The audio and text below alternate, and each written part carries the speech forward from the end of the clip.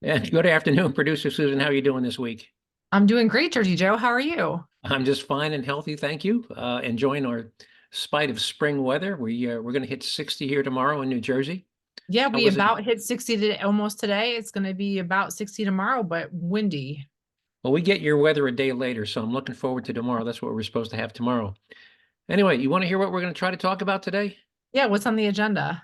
Well, we may not get to all of it, but here's what we're going to try. By the way, today's February 27th. By the way, this is a leap year. You know, all election years are leap years, so this is a Yep.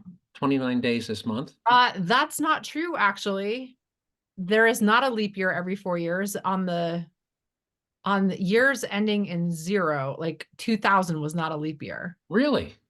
Yeah, Huh. so every 100 years, there is not a leap year because then you'd be too fast. So because it's actually not 24, it's like 23 and a half. Okay. Well, shame on me. I learn something new every day. Yes. So I think it was in 2000, there was not a leap year. And I believe in 2100, there will not be a leap year. All right. Well, learn something new every day. All right. Anyway, it's a news and perspective you won't hear on TV. I've got several stories that you didn't hear about. I guarantee you didn't hear about. Our quote of the week is from George Orwell. You know who George Yep. Orwell is, right? Yep. Yep. Late author, the author of 1984 and Animal Farm. And the stupidest thing I've heard all week, we only have one contender, and this is the Democrats in the Colorado state legislature who killed a bill that would have increased penalties for stealing or possessing a stolen gun. What do you always hear from liberals? We need more common sense gun controls, right? You always hear that? Yep. Yep. Well, it turns out in Colorado, unlike most states, stealing or possessing a stolen gun is not yet a felony. It's still a misdemeanor, which is unusual because in New York, if you're caught with an unregistered gun, you go to jail for 5 years. In Colorado, it's still a misdemeanor. Republicans said, "Hey, we need to fix this and put these thugs with stolen guns in jail for a while." And the Democrats killed it, and you're going to be stunned when I tell you why they killed the bill. In a related story, we'll play a clip of a Kansas City resident and podcaster commenting on the remarks of the mayor of Kansas City following the Super Bowl parade shootings. And what the mayor of Kansas City said is that we have too many guns. Guns make us unsafe. And we have it's actually, and of course, the mayor of Kansas City is a black man. This podcaster is also a black man who lives in Kansas City, and he has a few choice words for the mayor of Kansas City. Mhm. And in a related story, 2 days after the Super Bowl shooting, before the identities of the shooters were known, uh, columnist, author, and lawyer Ann Coulter was on the Bill Maher show 2 days after that one, and she started to tell him what we didn't know about the shooters' identities, even though there hadn't been any information released by the Kansas City PD. And Bill Maher challenged her, and it turns out she was 100% correct. Um, you probably didn't stay up to watch Late Night with Seth Meyers the other night, did you? I did not pass my bedtime. Well, President Biden was in New York City on Monday, and his staff thought it'd be a good idea for him to make a guest appearance on Late Night with Seth Meyers to show that he was mentally competent to handle an impromptu interview, unscripted interview. Didn't work out well. We'll play a little clip of that unscripted interview and how that went. Um, In a story I know you didn't hear in the news. Did you hear the story about the guy that went to the hospital and they found over 100 bugs in his nesting in his nose? Oh no, Oh, gross. gross. I'll tell you all about it. Um, and my question is, after you hear the symptoms, how do you not know you had 100 bugs in your nose? Anyway, Ugh. um, and in our science, remember Jurassic Park, where in I forget the first of this one of the sequels, where one of the females laid eggs and they were fertilized, even though there were no male dinosaurs, no males, whatever. Yes. And it was uh, well, we have a female stingray in an aquarium that is pregnant, even though there are no male stingrays in the aquarium. So we'll talk about that. Um, and we'll compare the rate of death penalty executions and wait times uh, for death penalty sentence in the United States versus China. You're going to be surprised on how many people China is executing them and how quickly they're executing them. And last but not least, before our taxpayer relief shot, did you hear about the young nursing student that was murdered at a college in Georgia last week? Yes. Very sad. Very Very sad. sad. Well, I've got several reports about the killer. And what's interesting, what the news didn't tell you about the killer. So we'll tell you what the news didn't tell you about her murderer. All right, you want to dive right into this? Yeah, let's do All it. right. So George Orwell, author of 1984, An Animal Farm, and here was his quote. He said, "People sleep peaceably in their beds at night only because rough men stand ready to do violence on their behalf." And what do you think he meant by that? I don't know, but most of 1984 is so relevant today. Well, yes, but I don't think that quote had anything to do with either one of the books. It was just an Yeah. observation on society. And again, people sleep peaceably in their beds at night only because rough men stand ready to do violence on their behalf. And who do you think the rough men he was referring to are? Politicians. No, policemen and soldiers, Oh, because those are the people that keep you mhm. safe. And if it Yep. comes down, they have to shoot or restrain or somebody, they're there putting their lives on their line, on the line to keep you safe. Mhm. So again, he's talking about police and soldiers. And again, people sleep peaceably in their beds at night only because rough men stand ready to do violence on their behalf, meaning your behalf. So thank a soldier, thank a cop, because they're the ones Oh out yeah. there at 2 o'clock in the morning, or in some trench in Afghanistan, Yep. uh, keeping the bad guys at bay. All right. Want to move on to the stupidest thing I've heard all week? Yeah, what's the stupidest thing you heard this week? Well, it was actually last week. So last week in Colorado, the Republicans said, "Hey, we're one of the few states in the union where stealing a gun or possessing a stolen gun isn't a felony." And these people are getting off with, basically getting a ticket for a fine. They break into your house, they steal a gun. And by the way, the current law, and the current law is really screwed up. Let me quote from the current law. It says, "Currently, the penalty for stealing a firearm in Colorado depends on how valuable the weapon is. Stealing a gun that's worth less than $300 is a petty offense, punishable by a maximum of 10 days in jail." By the way, a sentence rarely handed down. Mhm. "Gun theft becomes a felony and carries the possibility of prison only when the weapon stolen is worth more than $2,000." And by the way, very, very few guns are worth more than $2,000. So my question is, when you're talking about stealing and possessing a deadly weapon, does it matter if it's a $299 gun or a $599 gun? The price shouldn't matter. It really shouldn't matter.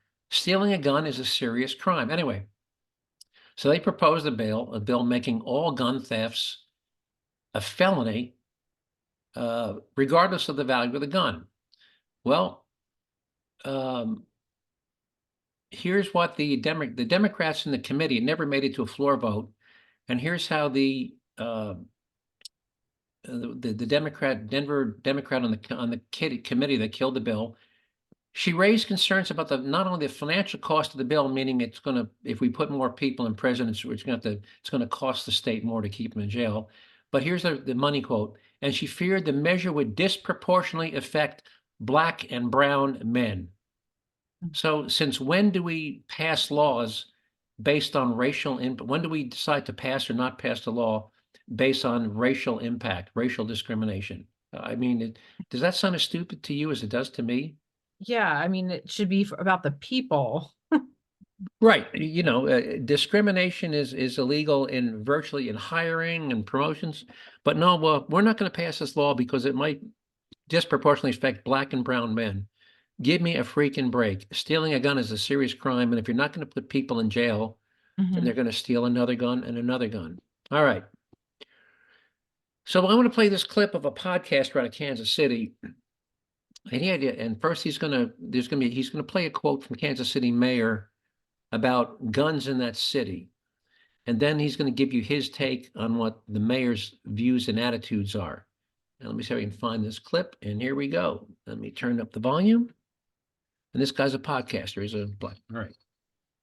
To the shooting that took place at the Super Bowl celebration in Kansas City, the mayor, Quentin Lucas, had this to say. But it's also important that we figure out a way to prevent.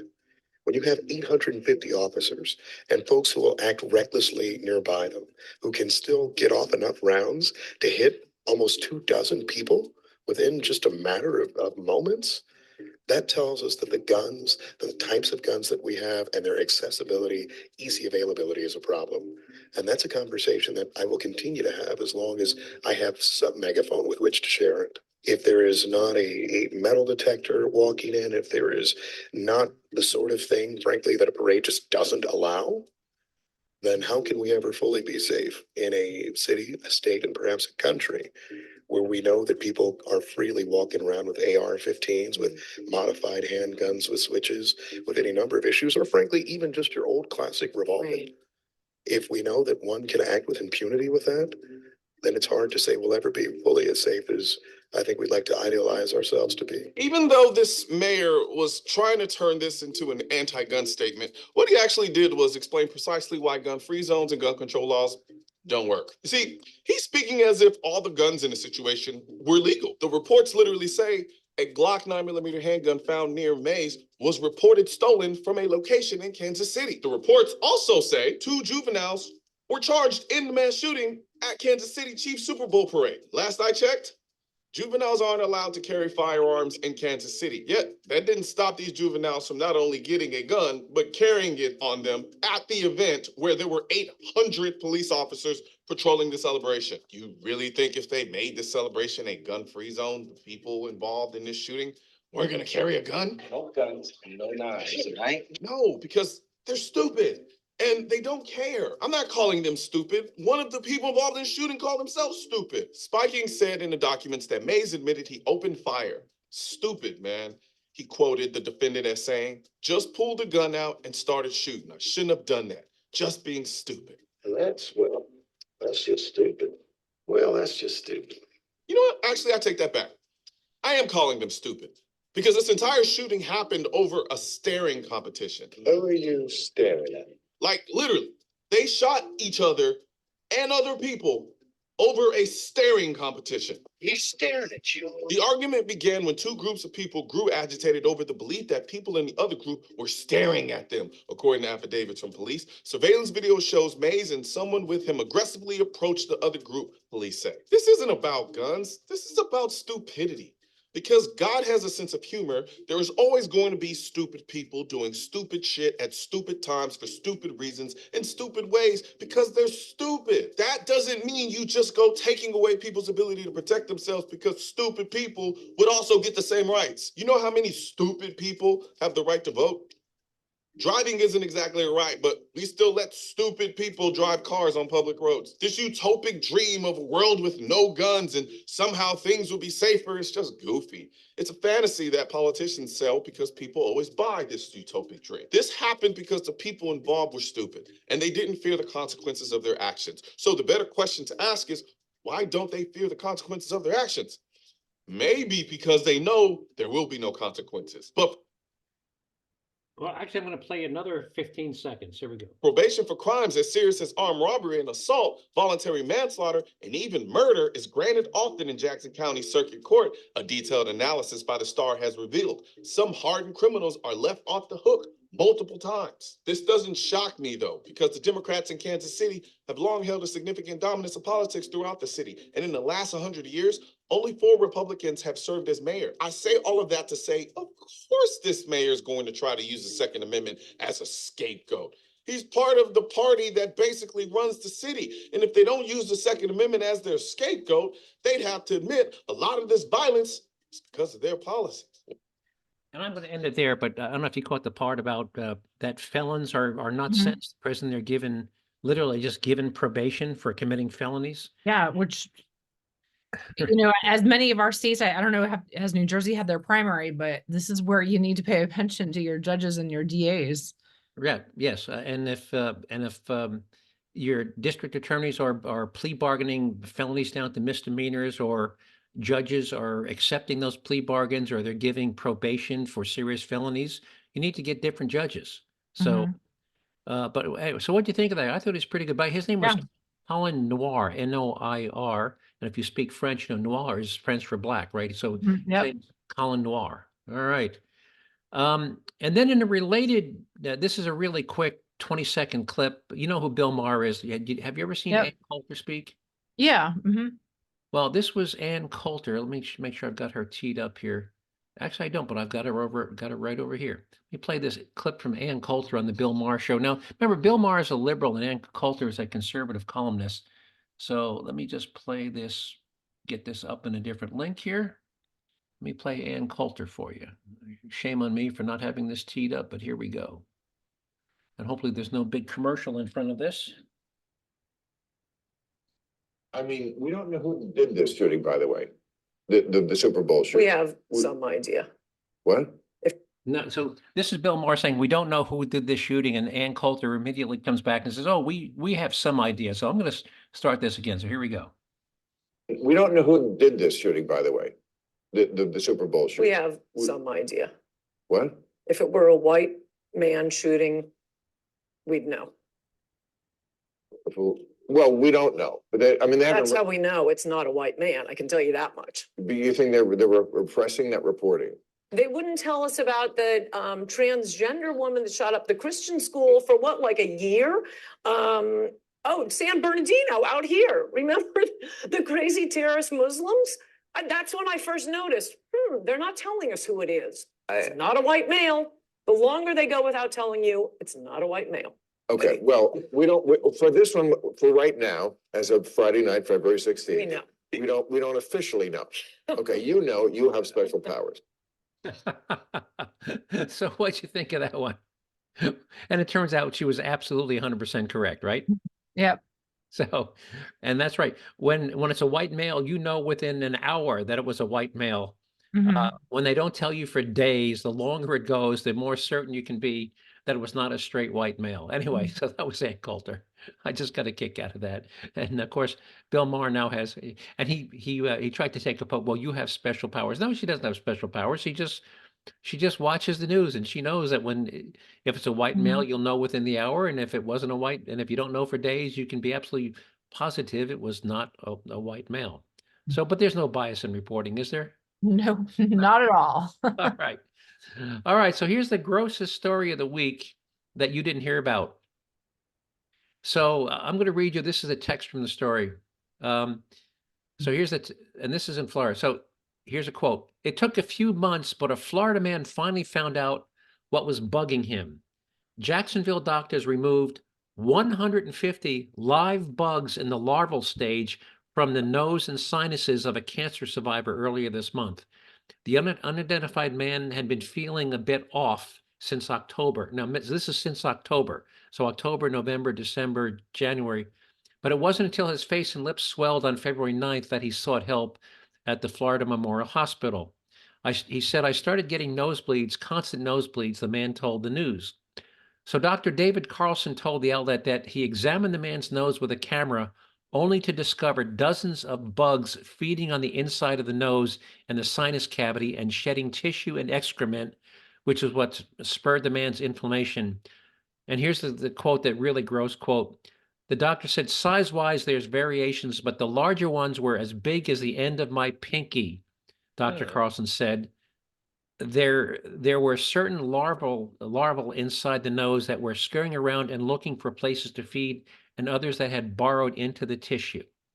So how disgusting. How do you go for 4 months not knowing that there's live bugs crawling around inside your nose and sinus cavity?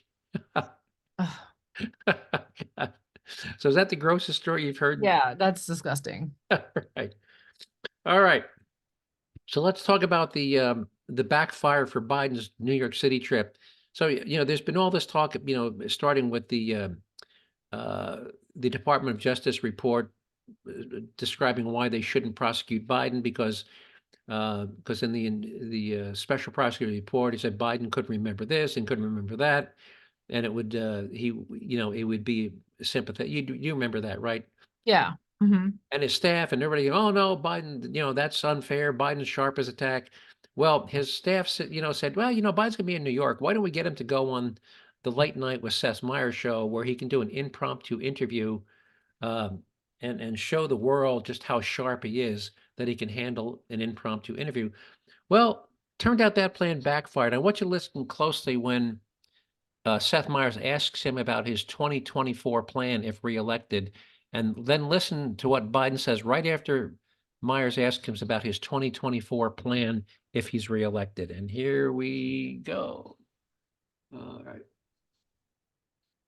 Passed in the Senate, but never got taken up in the House. And would you want to do? What's your 2024 agenda? Because I feel like we live in such crazy times that is one of the things I feel we hear less about. Look, the 2020 agenda is to finish the job. Did you hear it? What did he say? To finish the job.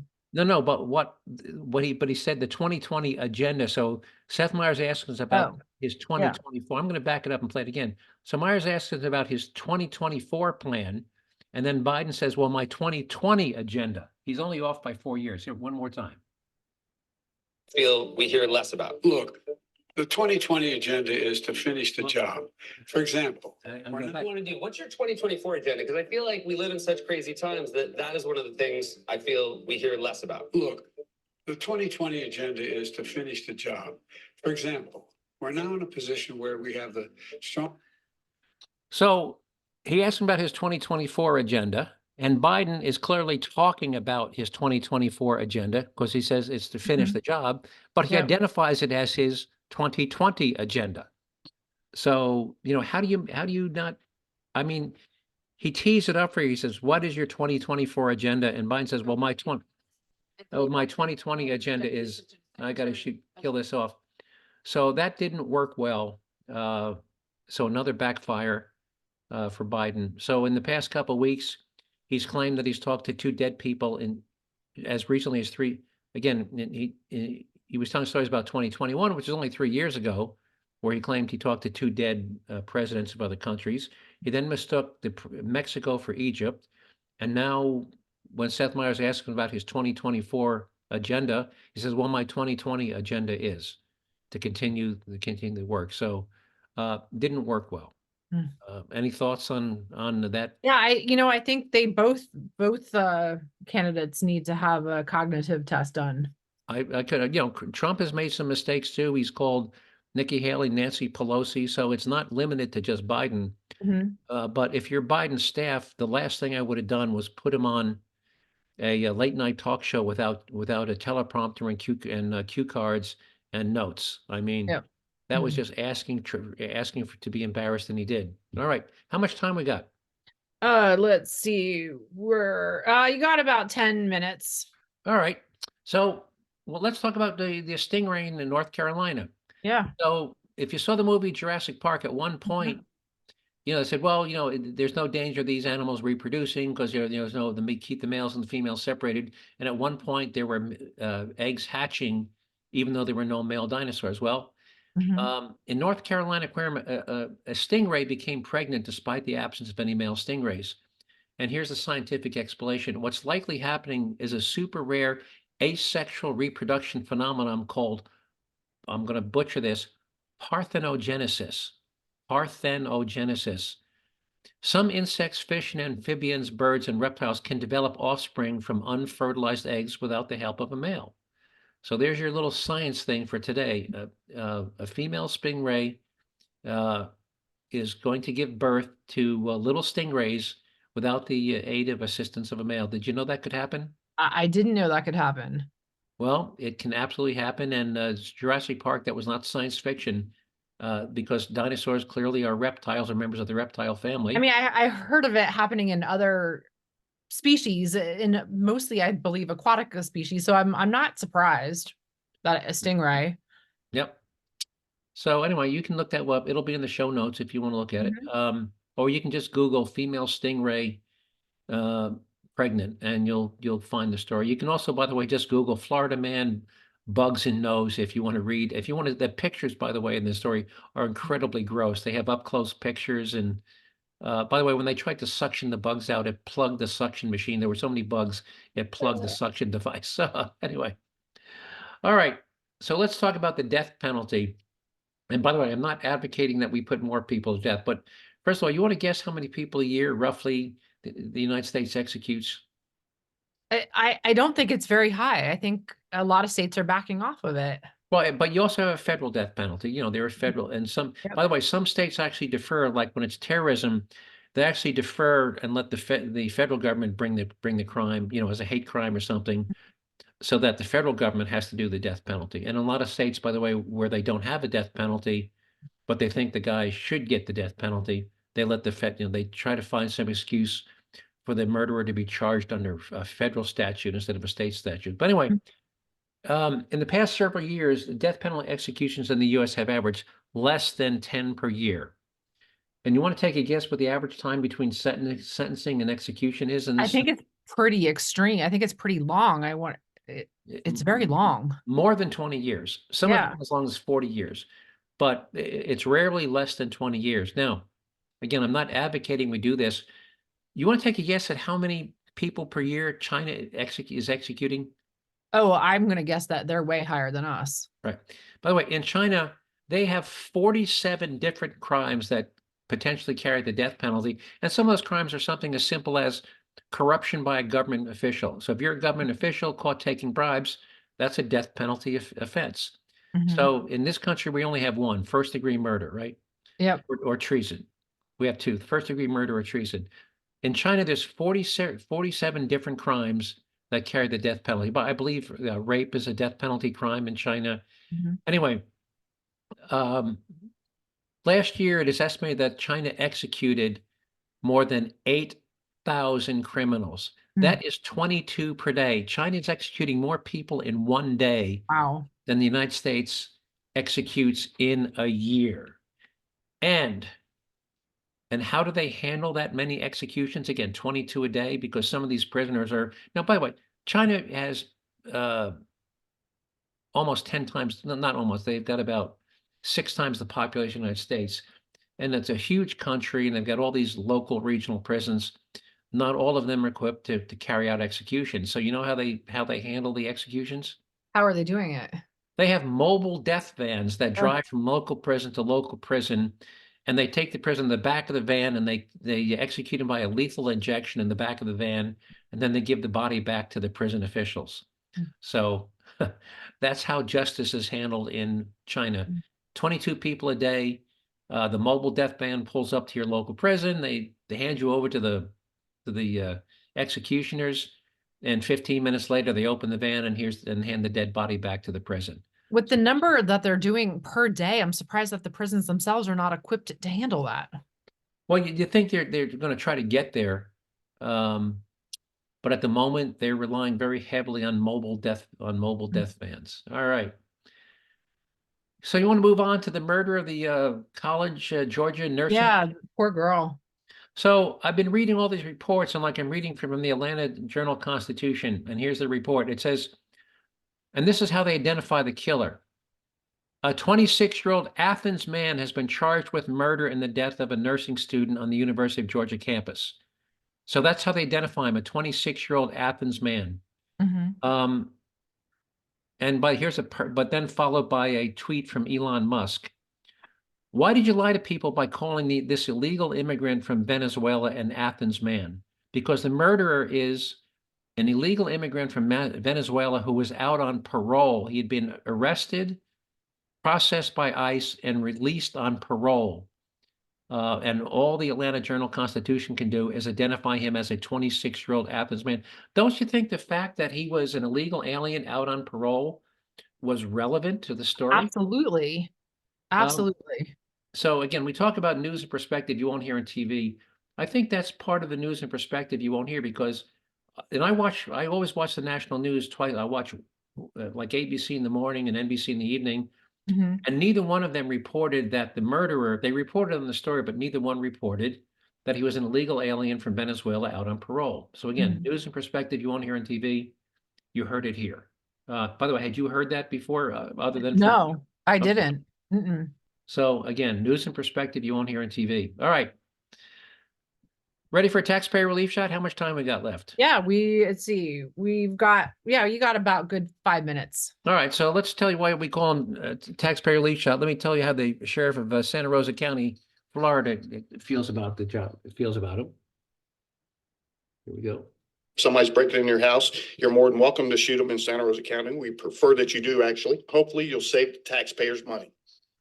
And then of course we have our good buddy from Polk County. I would highly suggest that if a looter breaks into your home, comes into your home while you're there to steal stuff, that you take your gun and you shoot him.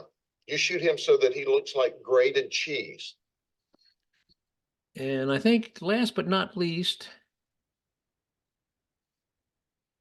But we have received information in social media that some of the criminals were going to take their criminal conduct into the neighborhoods. I would tell them, if you value your life, you probably shouldn't do that in Polk County, because the people of Polk County like guns. They have guns. I encourage them to own guns, and they're going to be in their homes tonight with their guns loaded. And if you try to break into their homes to steal, to set fires, I'm highly recommending they blow you back out of the house with their guns. and those last two from Sheriff Grady Judd in Florida, I'm always surprised by what no other sheriffs from any other state have the guts to come on and say something like that. All right.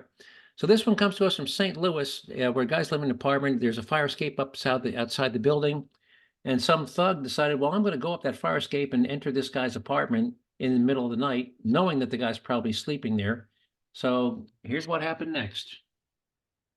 News from the Central West End, where police are investigating a deadly shooting. First Alert 4's Cameron Bopp live at that scene. He's been gathering details all morning. Cameron, what's the latest?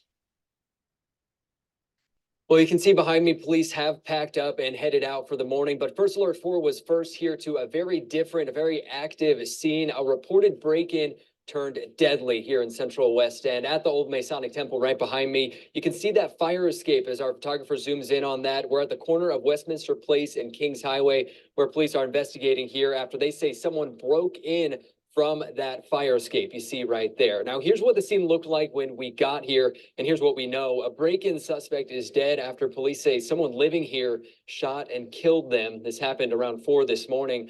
Police say an occupant heard someone come in through a door on the second floor of that fire escape we just showed you. We know from police that occupant woke up after hearing their security alarms go off. That resident then confronted the suspect. It's unclear if there was a struggle leading up to the shooting or whether the suspect had a weapon.